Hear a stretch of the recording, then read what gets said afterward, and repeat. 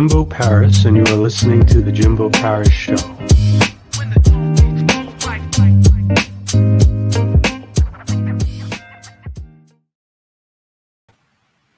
Hello, everyone. I am Jimbo Paris. Welcome again to The Jimbo Paris Show.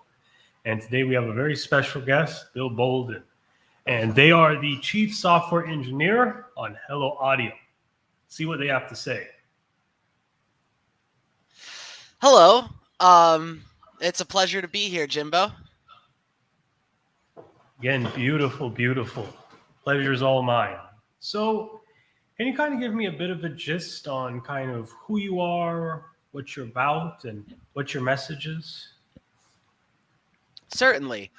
I'm a what I call a fractional CTO of between 6 and 9 tech startups.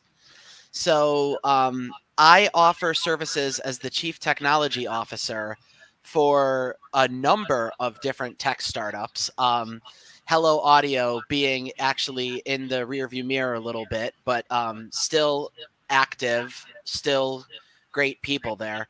But I have launched over a dozen products, and I help take founders who have ideas for tech startups and make them a reality. So people come to me with their ideas for a new tech product. Like, I really wish there was an app for this. And I say, okay, I know how to get that done. I can build that for you. And I've done it over a dozen times. So Hello Audio is one of many. I'm no longer with Hello Audio, but recently worked with Book with Tote, Dovey Dates, Quan Wellbeing, whose shirt I'm wearing today, any number of products. Excellent. And if we were to boil your vast skill set into maybe a few simple things so the audience here could understand, what would it be? What would it be that your skill set pertains to for what you do specifically? Just a bit more summarized. I'm interested to know. Sure. I can write code. I can manage. I can lead. I can advise startups. My average day consists of helping between 2 to 4 different founders vet their ideas and work on launching their new products. For some of them, I'm actually writing the code myself. For some of them, I'm directing and leading other people to write the code.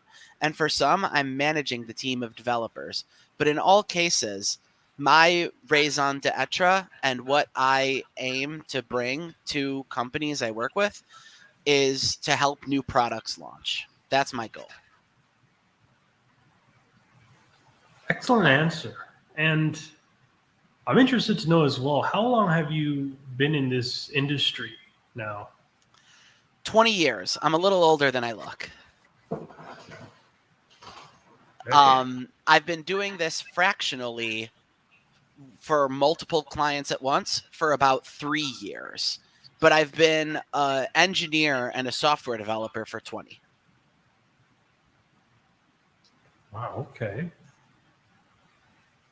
So you being, a chief software engineer, for Hello Audio, can you give us a bit more of a gist on what software actually is? Or software is the code that manages websites and apps. So if you have an idea and the example I always use is someone comes to me and they say, I wish there was an app where people who sell rabbits can find people who want to buy rabbits, and they could sell their rabbits through the app.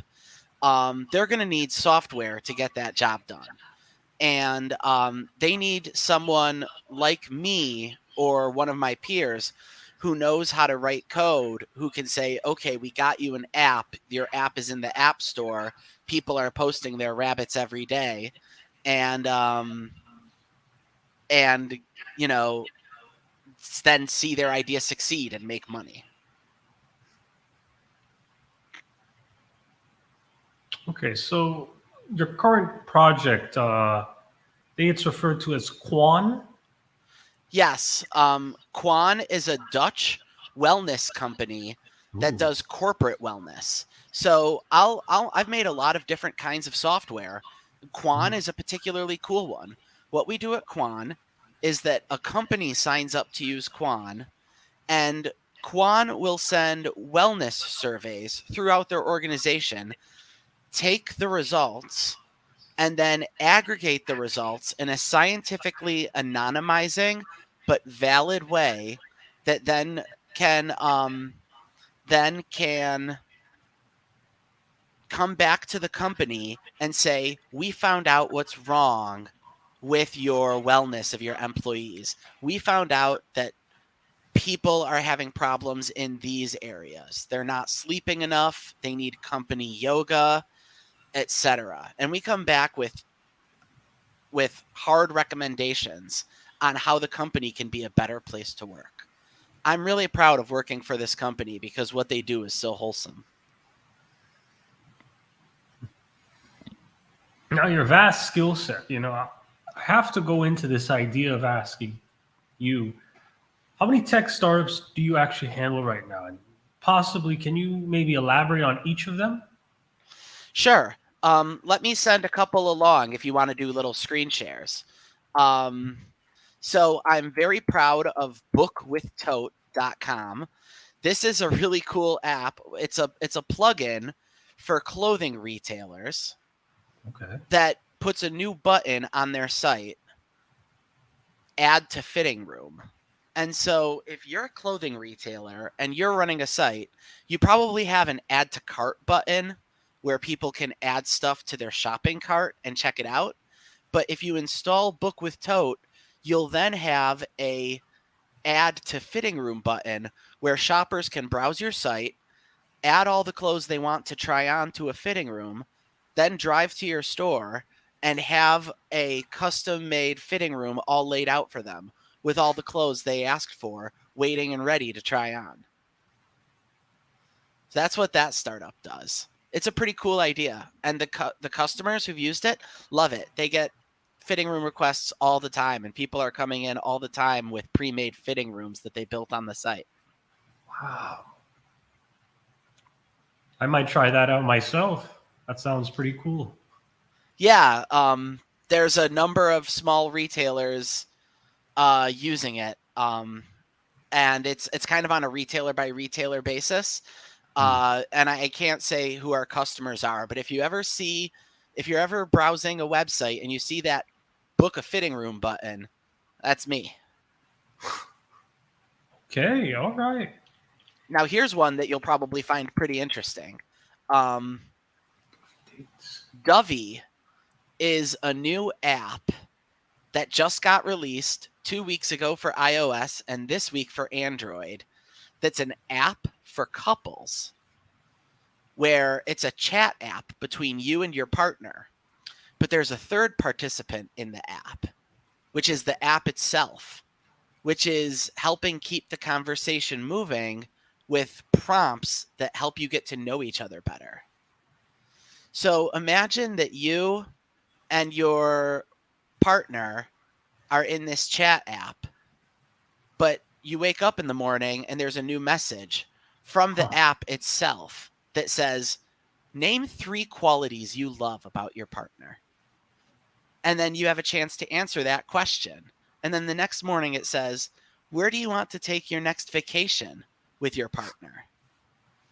And so in that way, you and your partner can come closer together through this app.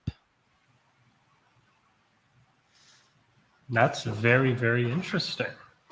Okay, It's wow. doing great so far. I mean, I'm not at liberty, of course, to say like exactly how well it's doing, but the people who've downloaded it love it. Me and my girlfriend use it every day.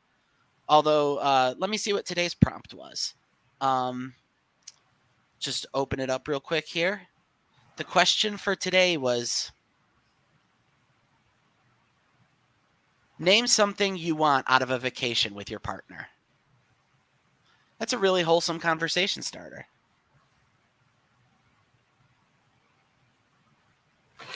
Actually, that's a very valid point, because I think that's the biggest problem with a lot of these types of sites. It's very hard to build that initial connection. But it seems that this website that you have worked on building, it can solve that issue. Yes. One of the things that the research shows is that people want to really ask get to know you questions when they're first starting to date somebody, but it can feel so fake to have just met someone through a dating app and be like, so what are your 3 favorite movies?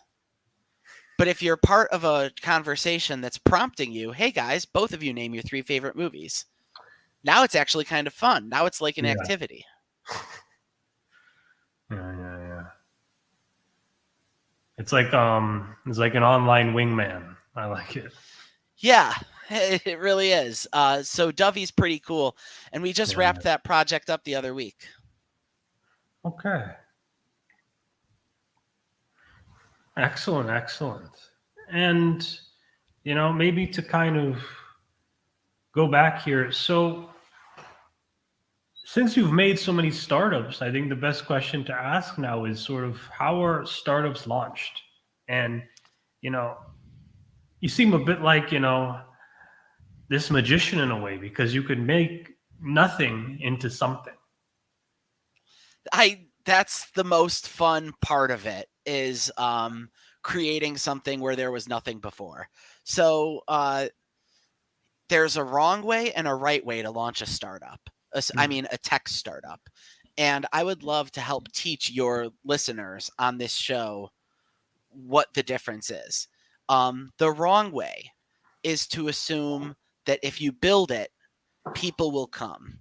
I've made this mistake early in my career a number of times where people go ahead and they make that rabbit app and then they discover that no one is using it. But they're out $100,000 that they had to pay coders and engineers to make the app. So the proper way to do a startup is to pilot the idea first by proving you can build the thing before you build it.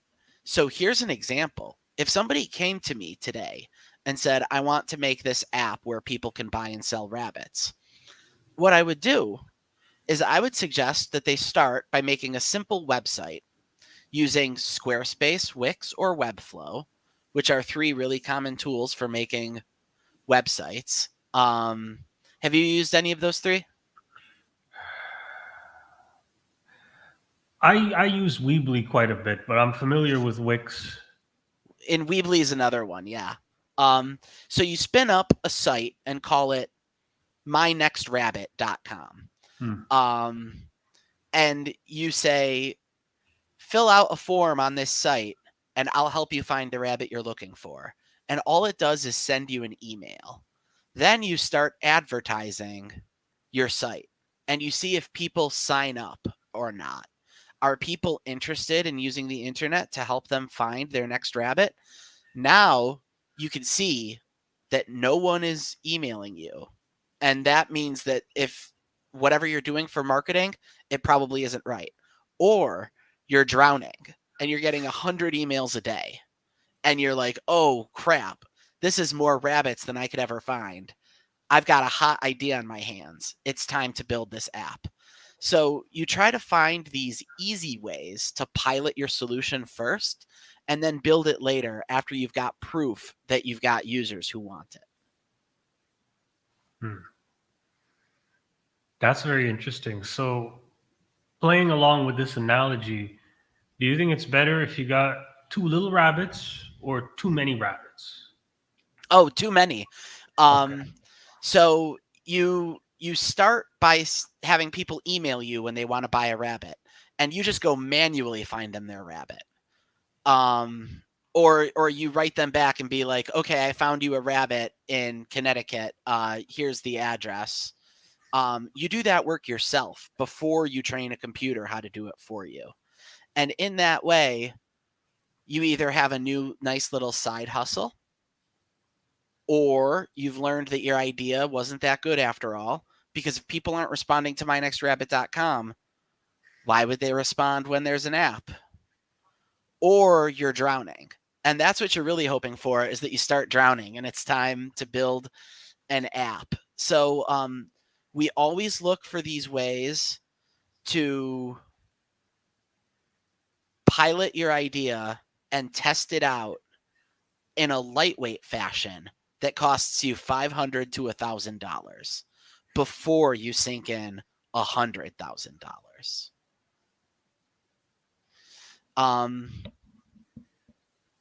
That's the proper way to launch a startup. First, you make a website for it. Then you start collecting signups. Then you evaluate if what you're doing is resonating with people or not. Then you decide to go find someone like me to build it for you. Huh. That's very fascinating, because most people, I think, would get the idea that you need the website first, but there's a whole other story involved too. And I think that's so true, because I think I made that mistake as well too. Yeah, I know that I have worked on apps, so I won't say which one because it's a shame that it didn't work out. But I worked on an app where I built a glorious marketplace, one of these rabbit type sites, but not for rabbits. It was for something else, where people who wanted to sell a certain thing could meet people who wanted to buy that thing. And then no one signed up. And I was like, what happened to the thousands of people you said you had on the wait list? And it was like, oh, they must not have liked it. And that's just heartbreaking, because that's money you're never getting back. So I always say, find a way to pilot the idea first and then come talk to me, which actually is sort of a problem for me business-wise, because founders come to me to build their app, and I explain to them they don't need an app yet, that it's premature. So I talk myself out of business. But that's okay. The point is, I'm helping them. So speaking of mistakes as a whole, what do you think are kind of the biggest mistakes you see a lot of these startup founders making? Okay, so one mistake is to accept favors they shouldn't accept. So I believe there are two different kinds of favors. One is a favor with a defined start and end date. That's okay to accept. Two is a perpetual favor. You should never accept that kind of favor, even if somebody offers. What are some examples? So let's say you're a founder and you have a pitch deck that you use to fundraise. And somebody says, I'd like to read over your pitch deck and offer you constructive criticism. You can go ahead and take that favor, because they'll look over it, and then at some point they're done looking over it, and now the favor is over, and that's okay. What you cannot do is for these ongoing things, legal, accounting, data science, development, marketing. I've worked with startup founders who took those on as a favor. Like, oh, I know someone from my church who's going to build the app for me. And it's like, no, because that's not something that you do and then it's done. What happens when it's 6 months down the road and you need a change to your app and the kid from your church doesn't want to do it anymore? You know, now you're stuck. And I can think of 1, 2, 3 customers I've had who let someone make them an app as a favor because they thought they were saving money. And then they found out that the person grew to resent them. And then they would say to me, Bill, I wish I'd just paid $50,000 to a different developer so that they would still be working for me and I'd have my friend back.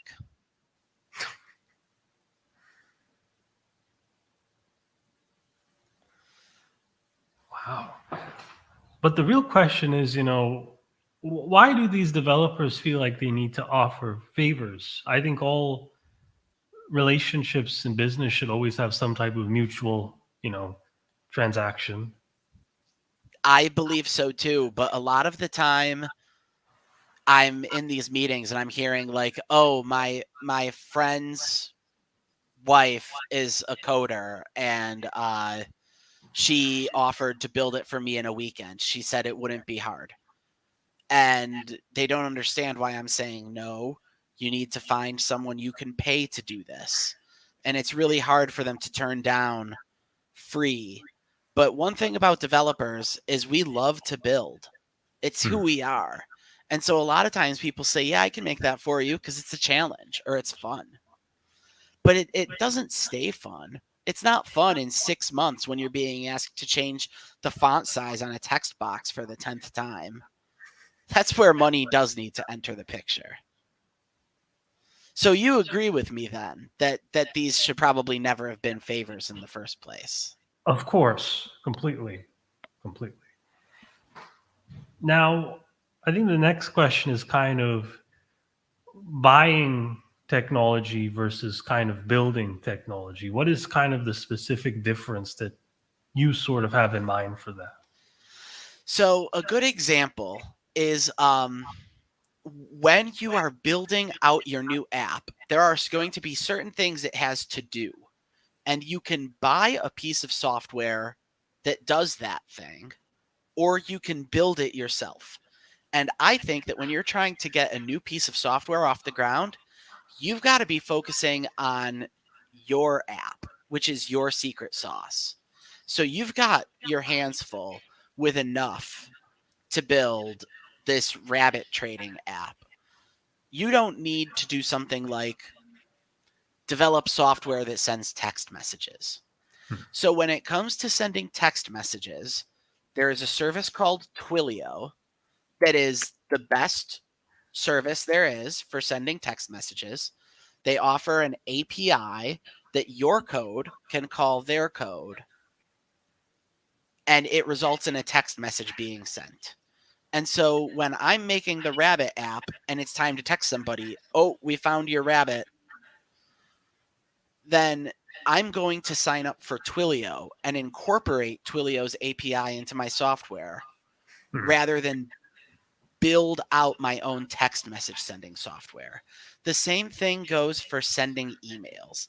The same thing goes for doing code reviews. The same thing goes for doing authentication and password storage. Because there are companies such as Auth0 or Firebase that will handle usernames and passwords for you so that you don't need to track the usernames and passwords yourself, which means that if somebody ever hacks your app, they won't have access to the usernames and passwords. They would have to hack Auth0 or Firebase in order to get those usernames and passwords. And those are a lot harder to hack than your little app that only one engineer ever worked on.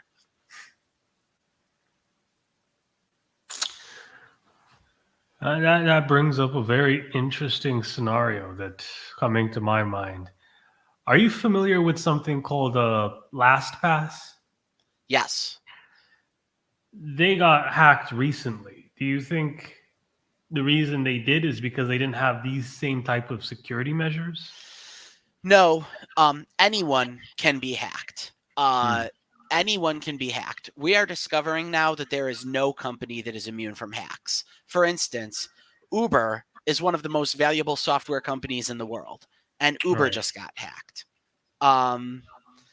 The question is how much damage can the hacker do? And I actually am pretty proud of LastPass because when LastPass got hacked, their whole business is storing passwords. But in their hack, what I read is that no passwords were stolen. Their servers were compromised, but nobody made off with any passwords. So it's not so much a question of if you'll get hacked, because you eventually will, because your security is only as good as the weakest employee at your whole company. That was how Uber got hacked, not by some keyboard wizard penetrating servers, but with a good old-fashioned social engineering attack where they found someone inside Uber who responded to one of those "I'm your boss and I need you to change your password" emails. They fell for it. So your security is only as good as the weakest person at your company. The question is limiting how much damage you can do when you're hacked. Okay. Now I understand what you're saying about the term social engineering. That was a very good term to use, but there's some people here that may not know what that is. So there's two ways to hack a company. Right. The first is you can penetrate their software. And this is what you see in the movies when people are typing in those white on black or green on black text windows, and they're using command line commands to fight with a server to authenticate to it. That's one way. The more popular way, which is more effective anyway, is to trick somebody at the company into giving up their password, plugging in a flash drive that's not authorized, or sharing some key piece of company data. And people do this all the time by spoofing an email or a text message and being like, hey, this is your boss. There's no time to explain. I need the password for the such and such. I'm in an important meeting. And people are like, oh, sure. Yeah, it's this. And poof, now the attacker has your password. That's called social engineering. Excellent explanation. And kind of jumping back now to paying programmers. What do you think the cost is to build a web app these days? If I Yeah. came from, a rough environment, maybe out of college, any type of position, like I'm thinking more the average person, what's the cost? So you're looking at between minimum, and this is if you remember, you can pilot your idea very cheaply. But when it comes time to pay engineers to build it, it's going to cost you between $50,000 and $300,000, depending on how complicated the app is. So if it's really hard to come in under 50 grand to get the developers. You've got to get good developers, and you need a designer who can do the graphic design for your app. That's multiple people right there. So you're already looking at tens of thousands of dollars. But if you're getting quotes for over $300,000, then your software is too complicated and you need to scale it back a bit, because you should never pay $1 million before you have something ready for launch. You should pay 50, 100, $150,000. Then you should launch it and begin receiving feedback. And then eventually over time, it comes to cost $1 million, but it'll never cost $1 million out of the gates. So there are ways to help with this. You don't need to have personal savings. You can attend, and this is my message for the aspiring founders out there. Look up pitch competitions in your area. A pitch competition is a place you go with a slide deck where you tell everybody your idea and why it's great and why you're going to make money. And they give you constructive criticism and feedback. And sometimes there's like a $10,000 prize where it's like, here's $10,000 to help you take baby steps to make your idea a reality. Then there's what's called accelerators, which is programs you can enroll your startup in that are immersive programs you go to in person, and you sit down with the best and the brightest, like the co-founders of Airbnb or something, and they explain to you how you're going to be a success. And that can involve a check for $100,000. And some examples of accelerators are Y Combinator and Techstars. So if you're despairing because you are fresh out of college and you've got an idea for an app that's going to change the world, but you are living paycheck to paycheck and do not have 50 grand saved up, which A lot of people don't. Yeah. I mean, I don't, and I work in a highly lucrative career. But you can start by finding pitch competitions and then by applying to accelerators. That's the path to money. Pitch competitions. Huh. So for these pitch competitions, what do you think is the ideal strategy in order to kind of draw people in? Well, you're going to want to have a really solid pitch deck. And there has been so much written on the topic of pitch decks. I can barely begin to scratch the surface in the context of this call. But in general, you're going to want just between 12 to 15 slides, and you're going to want to cover the following topics: your TAM, which is your total addressable market. I'll back up and cover what that is in a second. Your revenue strategy, like why it's going to make money, the problem you're solving, your ideal customer profile, which is the kind of person who will buy your product, a quick overview of what the product is, although really you only need a slide or two on that. You don't need to go too deep. A description of where the invested money is going to be spent. Like, for instance, I will be spending 30% of the money you give me on marketing and 70% on building it. And then a slide saying who your board is, like the advisors you've taken on, because every good startup needs a couple high-profile advisors from people who have done it before. And advisors typically don't need to be paid. They typically get between a quarter of a point to a point of equity in the startup in exchange for giving their advice on what you should do next. So you knock all that out in about 15 slides. You practice until you're hoarse and you can't talk anymore. And then you get up there on stage and you wow those judges and hopefully take home the prize from the pitch competition. Do you personally know any success stories? Oh, I have had 2 of my startups exit. So when you live in startup land, the thing you're always waiting for is what's called an exit. An exit is some kind of event, a merger, an acquisition, a buyout, or an IPO that causes everyone's stock to become worth money. All the stock is worth nothing for the longest time because the company isn't publicly traded. So I have 10% of this company's stock, but I can't do anything with it. Nobody wants 10% of that company's stock. But when there's a buyout or a larger company acquires you, then all of a sudden the company's like, all right, we're buying your company for $100 million. Now having 10% of that company means you get $10 million.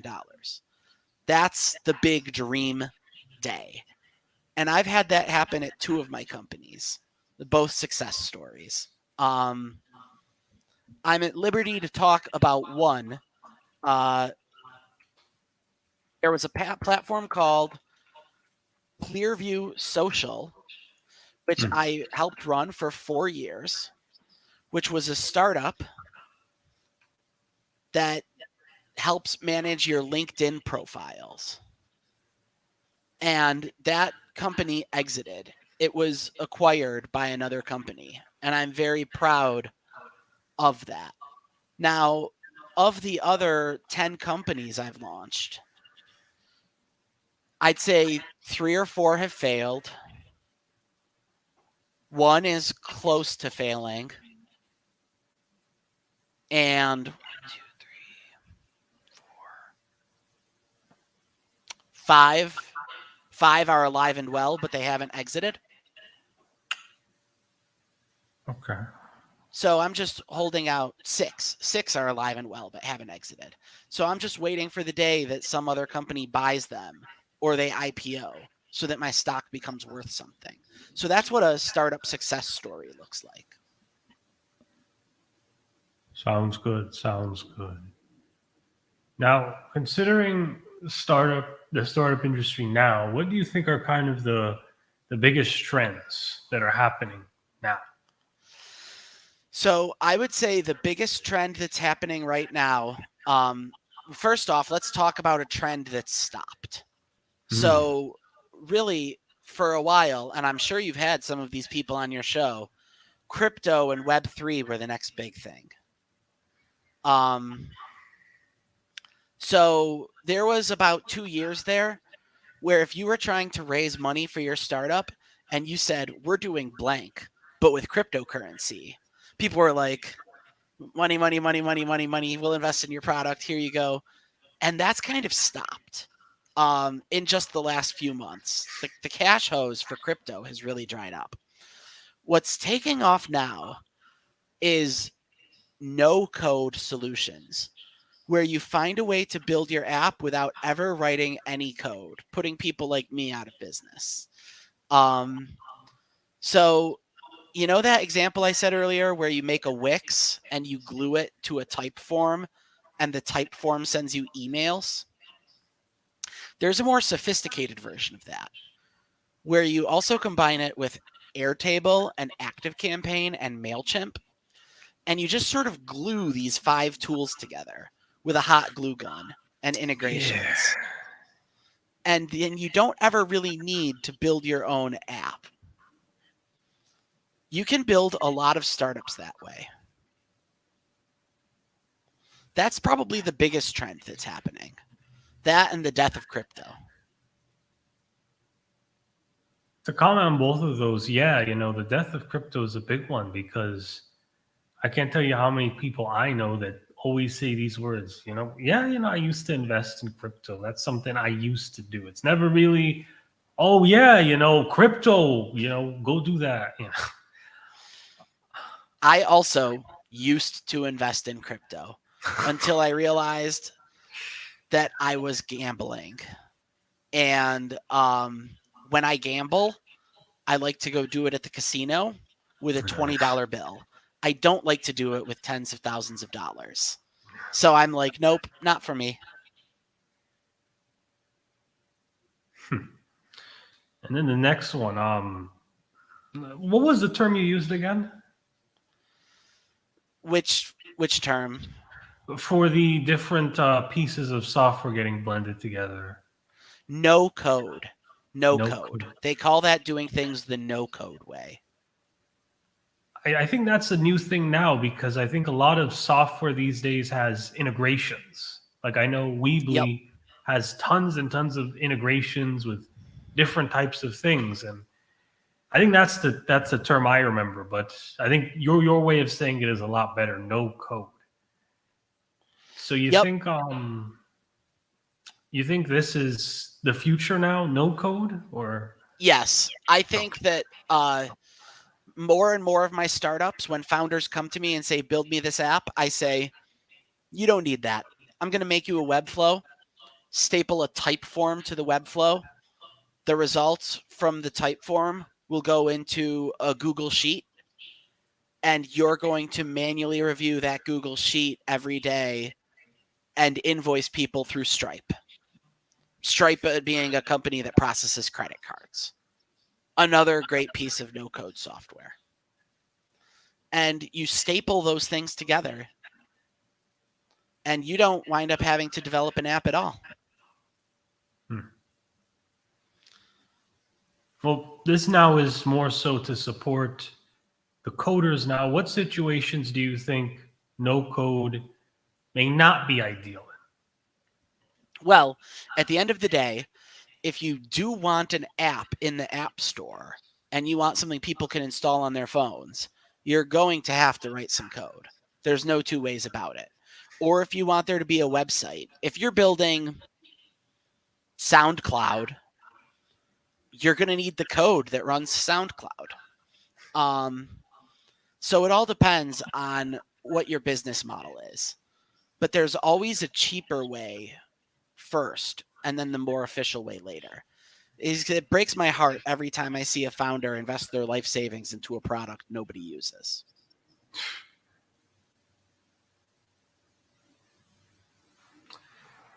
Excellent. Okay.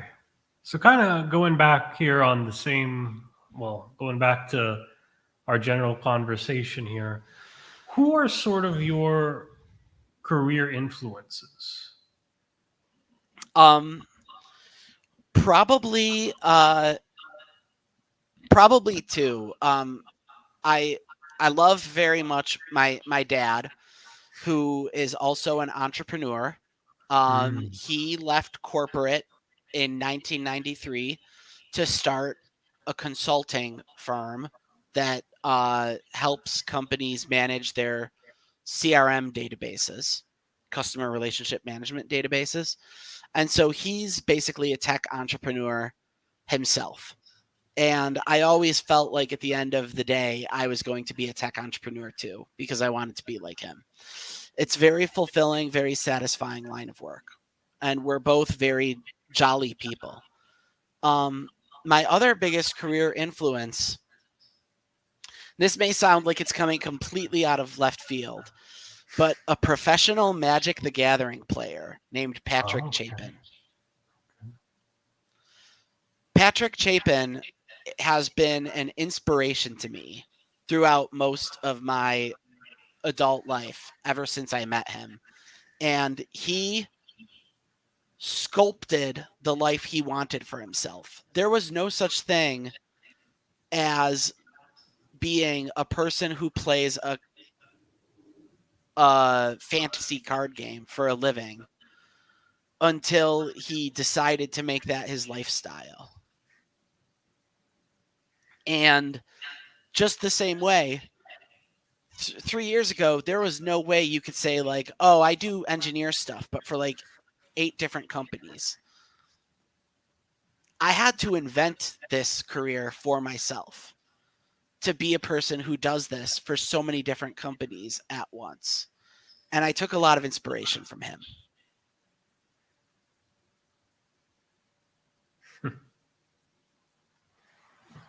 Excellent. Excellent. Now, kind of going back onto what you mentioned before, Magic the Gathering. Um, what are sort of your other hobbies and endeavors? Well, I do like to play Magic the Gathering right here in this office. This is my work machine. That's my Magic the Gathering machine. But I'm also a DJ and producer who goes by the Mm, name of Down Upright. down upright. Um, and I make EDM and ambitious Kickstarters. Um, I've been a DJ for 10 years and a music producer for 20 years. So I've been at this a long time. I'm very proud of all the music I've made. I'm very proud of most of the DJ sets I've played. Most. Um, I have. I was a DJ like out at clubs and stuff, so I have some horror stories. What kind of horror stories? Well, I'll tell you one. There was one time. Oh my god, there was one time I was DJing off turntables, Yeah, I know those. and turntables are very finicky. And a person came up to me and said, "Stop playing this garbage. Play salsa."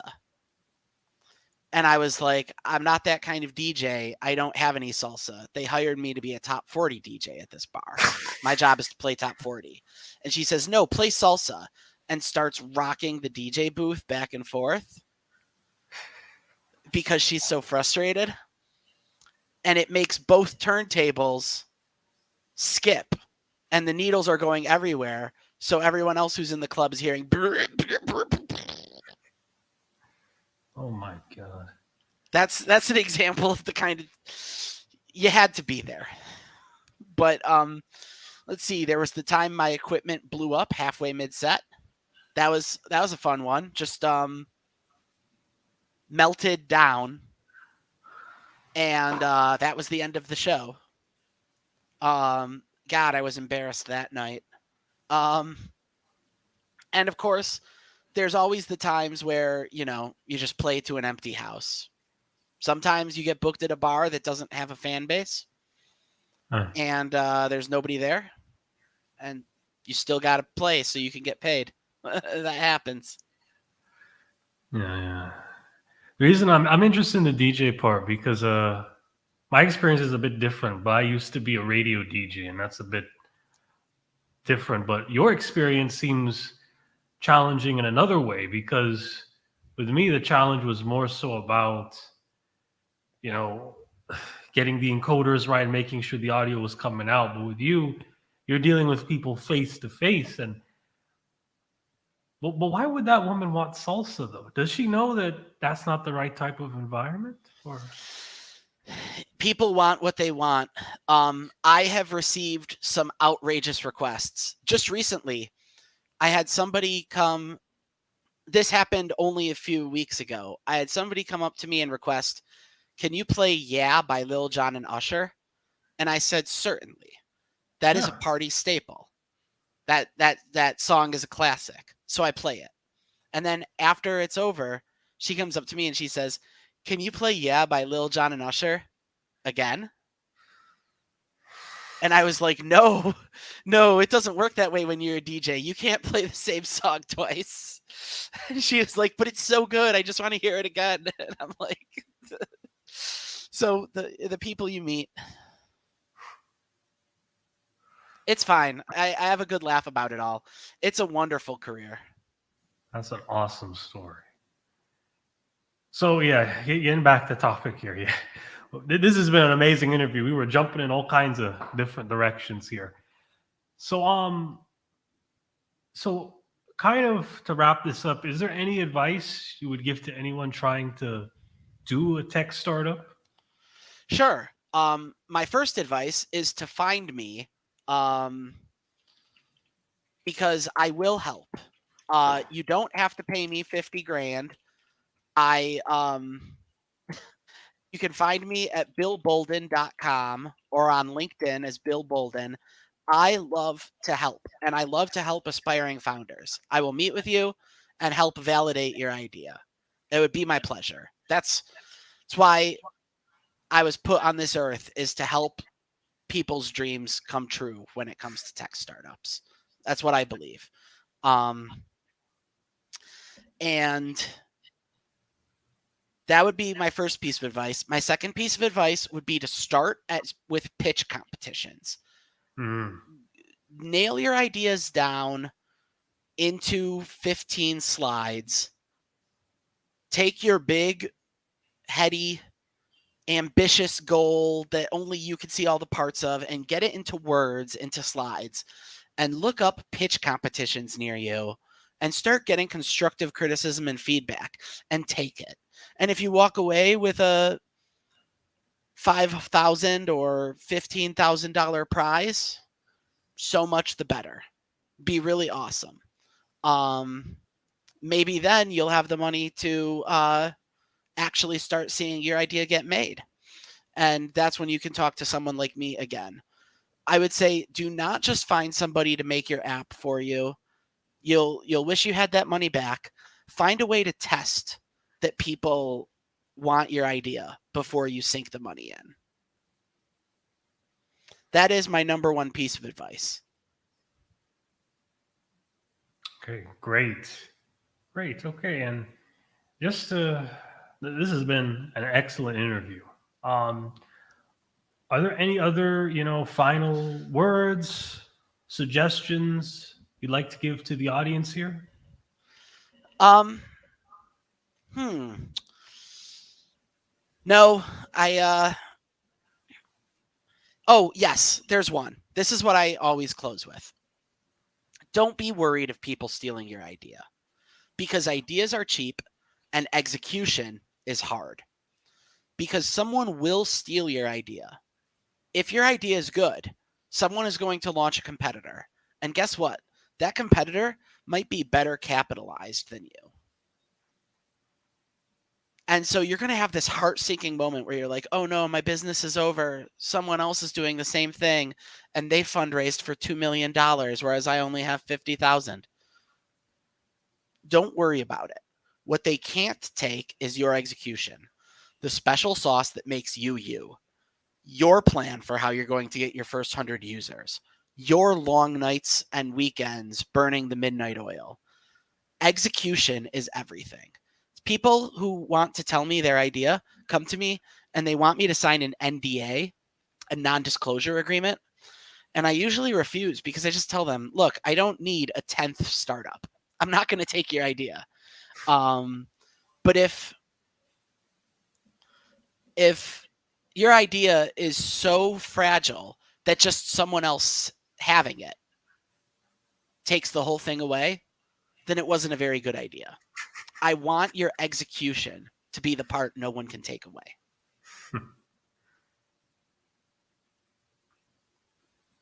Excellent words. All right. Thanks again, Bill.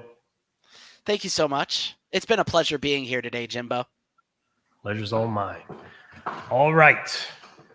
So just to end this off quickly, let's just give a few shout outs here. Our first shout out is going to be to LifeWork Systems. This is our affiliate and collaborative partner. Basically, she's an HR superstar looking to go inside of big businesses, improve the infrastructure, and create a better collegial environment. Next thing we'd like to say is we also have a YouTube channel. Subscribe to us now, and you can get exclusive updates on every show, every episode coming out. Final thing, we have a Roku TV channel. Jimbo Paris Show is on Roku, so get a Roku box. Check us out there. This episode will be on there as well as all of our other episodes as well. All right. And actually, we're going to do one last shout out here. We also have a new business out now called Jimbo Paris Services. And Jimbo Paris Services is essentially a consulting business. We've already started working with big corporate businesses like General Electric, and we are building certain systems. So right now I am bringing on experts from their business. I'm interviewing them and I'm building all kinds of engaging content that they could use to draw on a specific audience. So if you have a business out there, you don't have a spokesperson, you need a guy like me who can create those ideas and market for you and build that content, check me out. All right. Thanks again, Bill. Thanks for having me, Jimbo. I'm Jimbo Paris. This is the Jimbo Paris Show.